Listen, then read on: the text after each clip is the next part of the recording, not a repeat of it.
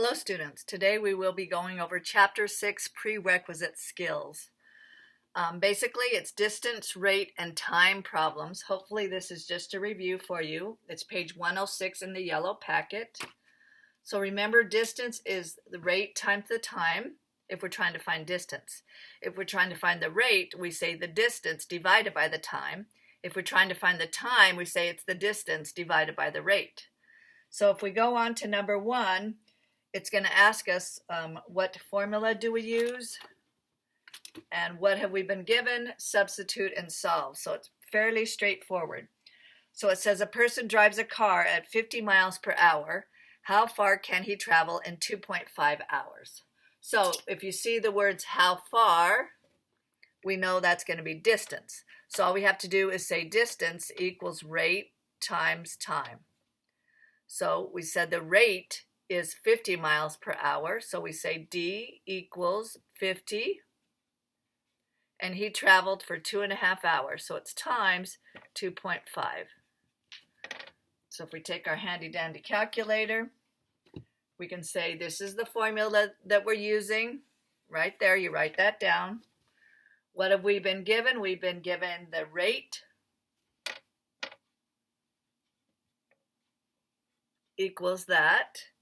And we've also been given time equals that. So basically those two. So the distance equals, we're substituting in the rate and the time for 50 and 25, or 2.5. So it's 50 times 2.5 equals 125 miles.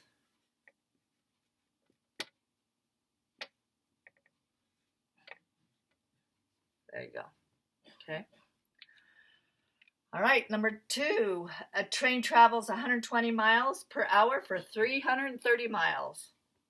How many hours did the train travel? So what are we looking for? How many hours? So we're looking for time. So this is what we use. T equals D divided by R. Okay. Then what have we been given? The rate, 120 miles per hour. And we've been given the distance, 330 miles.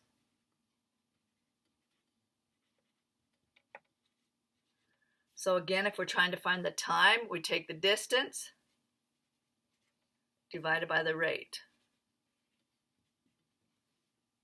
So we say 330, take our handy dandy calculator, divided by 120, 2.75. So it's 2.75 hours.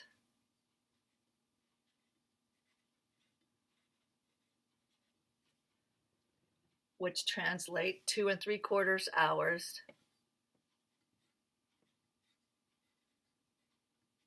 And you could also put 2 hours and 45 minutes. Okay, you can do the rest of this. You rock.